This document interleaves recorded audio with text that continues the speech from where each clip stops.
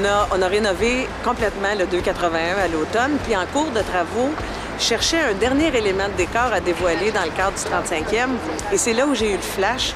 J'ai proposé à Corneau de lui céder l'espace du vitrail actuel pour qu'elle puisse nous faire cette installation-là. Soir après soir, au 281, on veut que les femmes vivent une expérience unique de divertissement.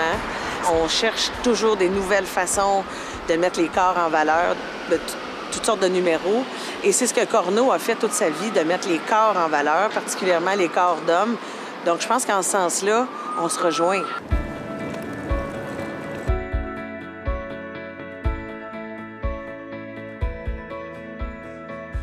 Mon travail est beaucoup relié au glamour, à la beauté, à la force de l'homme, de l'humain. Tout mon travail est relié à ça, cette énergie-là, sexuelle, sensuelle. J'aime les artistes, j'aime leur façon de penser, j'aime les électrons libres, le talent qu'ils ont de partir de rien puis de créer un tableau, une sculpture qui nous fait vivre une émotion. C'est ça qui m'interpelle dans l'art. Hello! Allô! La porte de l'ascenseur s'est ouverte et elle avait 2 bouteilles de champagne rosé, tu sais. Puis là, je l'ai vu rentrer puis j'ai dit « Oh my God, that's my kind of girl! Hello! » On est devenus amis comme instantanés.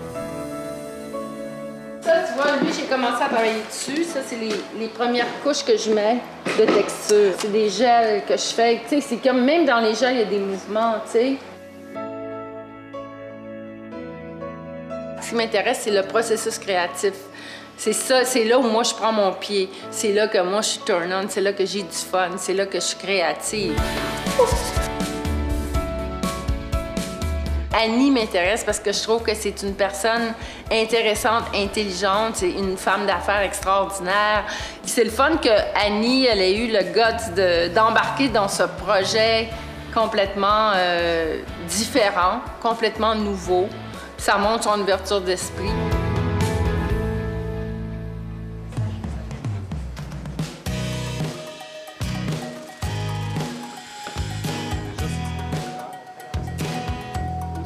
Le plus gros défi, franchement, ça a été de le reproduire et d'avoir un contrôle précis sur chacune des strips de LED à l'intérieur pour avoir un contrôle précis de l'œuvre. Toutes les subtilités de l'œuvre, on est capable de venir les sentir. Fait qu'on a quand même 400 pieds de tape LED là-dedans, contrôlés individuellement par ligne. On a 48 lignes par côté. Vraiment, c'est un travail de minutie. À l'intérieur, il faut que ça arrive. On a pu élaborer un système d'éclairage qui nous permet de donner la justice de l'artiste Corneau, parce qu'elle est renommée pour ses couleurs très saturées, ses rouges vifs et passionnels.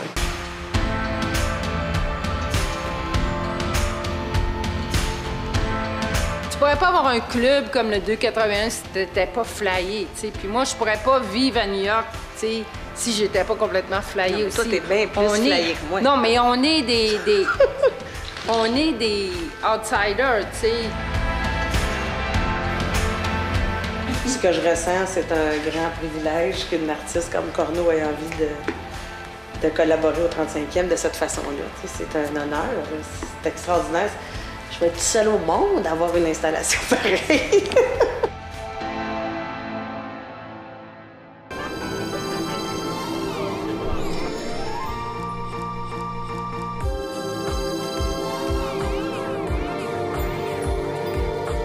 L'installation que Corneau a faite pour nous est en fait une installation holographique qui a été créée à partir de 4 tableaux qu'elle a peints spécifiquement pour le 281, inspirés de 2 de nos modèles.